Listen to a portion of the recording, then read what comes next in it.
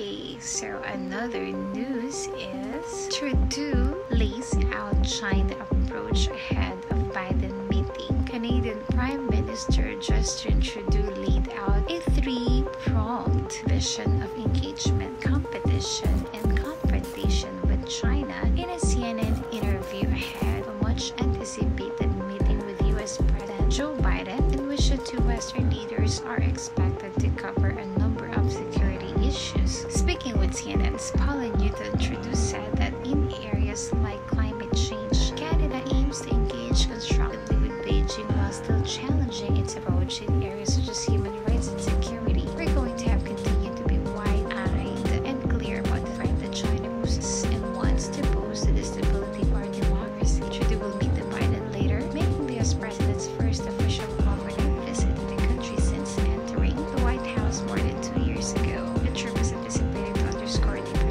close diplomatic and economic security ties. 1.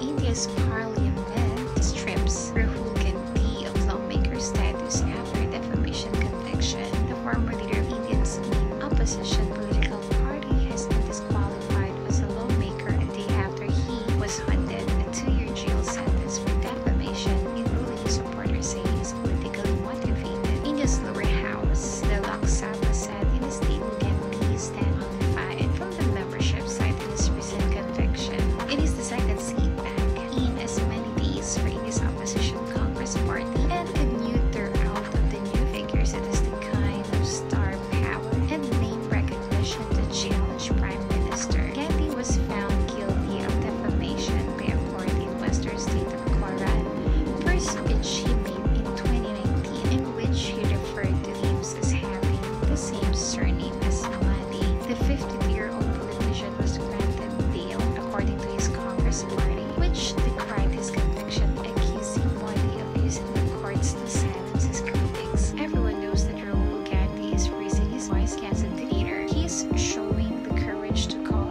out what is wrong, party said in a statement. Okay, so this news: former Australian soldier arrested for alleged war crime in Afghanistan. A former soldier has become the first serving Australian serviceman or veteran charged with a car crime of murder for allegedly killing a civilian while on a deployment in Afghanistan. The 41-year-old man was charged in New South Wales according to a joint statement from the Australian Federal Police and the Office of the Special Investigator. It will be alleged he murdered an Afghan man while deployed to Afghanistan with Australian defense. The maximum penalty for the charge is life imprisonment. The statement said the man was remanded in custody and will face court at a later date. His arrest follows a 4-year investigation into alleged crimes committed by Australian forces in Afghanistan between 2005 and 2016. In 2020,